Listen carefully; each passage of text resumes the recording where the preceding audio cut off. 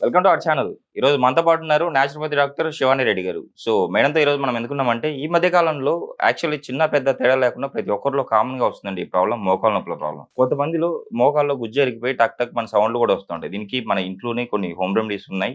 ఇది నేను చెప్పినట్టు వాడితే షూర్‌గా మీరైతే ఈ ప్రాబ్లమ్ నుంచి బయటపడొచ్చు. అట్ ద సేమ్ టైమ్ ఎలాంటి ఫుడ్ తీసుకోవాలని కూడా చెప్తా అని చెప్పేసి అంటున్నారు. సో ఈ విషయాలన్నీ మేడం ద్వారా తెలుసుకుందాం. నమస్తే మ్యామ్. నమస్తే.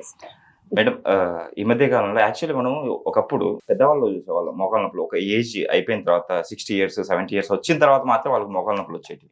బట్ ఈ మధ్య కాలంలో 30 ఇయర్స్ వచ్చాయంటే కంపల్సరీ వాళ్ళతో పాటు వాళ్ళ ఏజ్‌తో పాటు మోకాళ్ళ నొప్పుల ప్రాబ్లమ్ కూడా స్టార్ట్ అయిపోద్ది. సో ఎందుకంటారు మేడం ఇలా? ఫస్ట్ ఏంటండి, మనకు మోకాలు నొప్పులు అనేది మనం 30 ఇయర్స్ అన్నారు కదా మీరు. ఈ రోజుల్లో మనం చిన్న పిల్లల్లో కూడా చూడగలం. చిన్న పిల్లల నుంచి పెద్దవాళ్ళ వరకు ఉంటుందండి.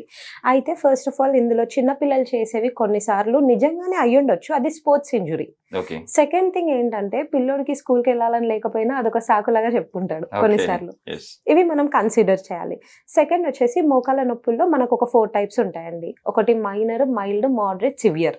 మైనర్ అనేది ఏంటంటే అది ఎప్పుడో ఒకసారి పెయిన్ వచ్చి పోతుంది, అది negligible, need not worry. Mild అనేది చిన్నగా పెయిన్ తెలుస్తుంది, ఒక 10%, which is also negligible.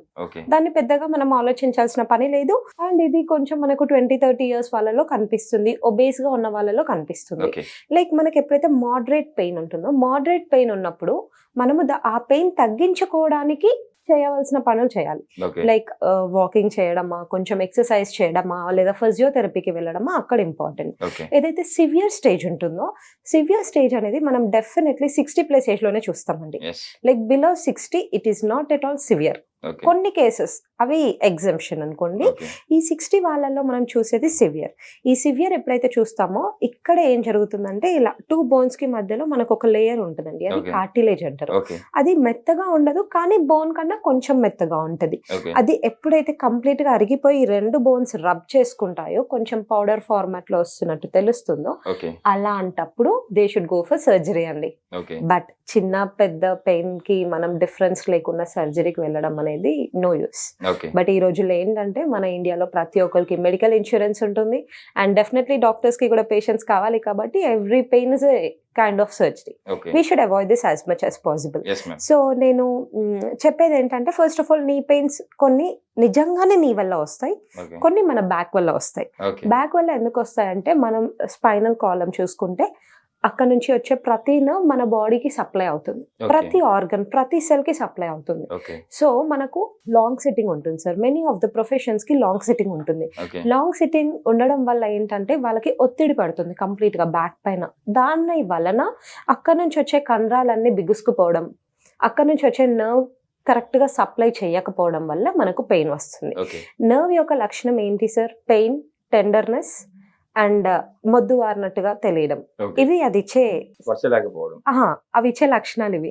So మనకు కొన్నిసార్లు ఏమవుతుందంటే నీ పెయిన్ అని చాలా మంది కంప్లైంట్ చేస్తారు, కానీ నీ పెయిన్ కరెక్ట్ గా అది నీ పెయిన్ అని తెలియడానికి మనకు ఒక 4-5 సిమ్టమ్స్ ఉంటాయి సార్.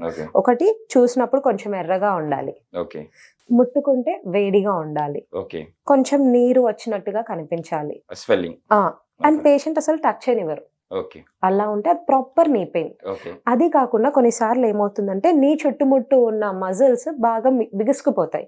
ఆ బిగుసుకుపోవడం వల్ల కూడా నొప్పి వస్తుంది, అది కూడా నీ పెయిన్ అనుకుంటారు, కానీ ఇక్కడ నీ పెయిన్ అది కాదు సార్. పక్కన ఉన్న మజిల్స్ ని ట్రీట్ చేస్తే it gets proper. This is the thing. And second thing, నేను ఇందాక అన్నాను కదా, పెద్ద వాళ్ళకి 60 అబవ్ లో ఉంటుందని. వాళ్ళకి ఏంటంటే మనం నీ టచ్ చేసినప్పుడు మనం ఫస్ట్ అన్నిటికీ ఎక్స్రేలు, ఎంఆర్ఐలు కాదు సార్. ఫస్ట్ వాళ్ళ ఫ్యామిలీ ఫిజిషియన్ దగ్గరికి వెళ్ళాలి. వాళ్ళ ఫ్యామిలీ ఫిజిషియన్ దగ్గరికి వెళ్తే వాళ్ళు ఫస్ట్ ఒక బేసిక్ టెస్ట్ చేస్తారు. టెస్ట్ చేసినప్పుడు నీని ఫోల్డ్ చేసి చూసినప్పుడు వాళ్ళ ఫిజిషియన్ చేతి కింద వాళ్ళ లెగ్ సౌండ్ వస్తుంది, టక్ టక్ అని. అలా వచ్చినప్పుడు then that is the proper case. అంటే ఈ పెయిన్ ని మనం తగ్గించుకోవడానికి మన ఇంట్లో దొరికే హోమ్ రెమెడీస్ తో ఏమన్నా తగ్గించుకోవచ్చా? డెఫినెట్లీ అండి. ఫస్ట్ మనకు నీ పెయిన్ వచ్చిన వెంటనే మనము ఆ ఏరియాకి ఆయిల్ తో స్లైట్ గా మసాజ్ చేసుకోవడం ఫస్ట్ చేయొచ్చు. రెండోది ఏంటి అంటే, మనము దాని చుట్టూ హాట్ ఫర్మెంటేషన్ బ్యాగ్ పెట్టడం కానీ, లేదా వేడి హాట్ సాల్ట్ ని హాట్ చేసి పాల్టిస్ లాగా చేసి అది అద్దడం, ఈ రెండు చేయడం చాలా బాగా వర్క్ అవుతుంది సార్. ఓకే ఈ రెండు కాకుండా మూడోది ఏంటంటే ఆవపిండిని కూడా అప్లై చేయొచ్చు, ఓకే ఇది కూడా చాలా బాగా వర్క్ అవుతుంది. ఓకే అపార్ట్ ఫ్రమ్ దిస్ మనం ఎక్సర్సైజ్ చేయడం మ్యాండేటరీ. ఓకే మనం ఏ రోజైతే ఎక్సర్సైజ్ చేయడం మానేస్తామో ఆ రోజే మన మజిల్స్ బాగా బిగుసుకుపోతే దానివల్ల పెయిన్స్ ఉంటాయి. ఓకే సో మనం నీకి సరిపడా ఎక్సర్సైజెస్ చేసినప్పుడు డెఫినెట్ గా నీ పెయిన్ అయితే ఉండదు. ఓకే ఇవి కాకుండా మనం తినే డైట్, మన డైట్ లో కూడా మనం యాంటీ ఇన్ఫ్లమేటరీ ఎంత ఇంక్లూడ్ చేసుకుంటే అంత మంచిది. ఓకే యాంటీ ఇన్ఫ్లమేటరీ ఫుడ్స్ తినడం వల్ల నీ పెయిన్స్ చాలా మటుకు తగ్గిపోతాయి. ఓకే యాంటీ ఇన్ఫ్లమేటరీ మనము ఎలాంటి ఫుడ్స్ లో ఉంటాయి? Yes, many of the fruits లో ఉంటాయి, వెజిటేబుల్స్ లో ఉంటాయి. అది కాకుండా specially garlic sir, okay ma'am. Garlic is the main thing. వెల్లుల్లి. అండ్ వెల్లుల్లి. సెకండ్ థింగ్ ఏంటి అంటే మనందరం కాల్షియం తగ్గింది అంటారు. ఇక్కడ కాల్షియం తగ్గడం కాదు సార్, Okay. కాల్షియం మనం తీసుకుంటాం కానీ అది మన గట్ లో అబ్జర్వ్ అవ్వదు. ఓకే అబ్జర్వ్ అవ్వకపోవడానికి main reason vitamin D3 deficiency ఉండడం. ఓకే వైటమిన్ D3 డెఫిషియన్సీ ఉంటే కాల్షియం వర్క్ అవ్వదు. వైటమిన్ D3 మనం నార్మలైజ్ చేసుకోగలిగితేనే అది వస్తుంది. ఓకే సో మనం వైటమిన్ D3 రిచ్ ఫుడ్స్ తినడం లేదా వైటమిన్ D3 సప్లిమెంట్స్ తీసుకోవడం important. Okay second thing vitamin K2.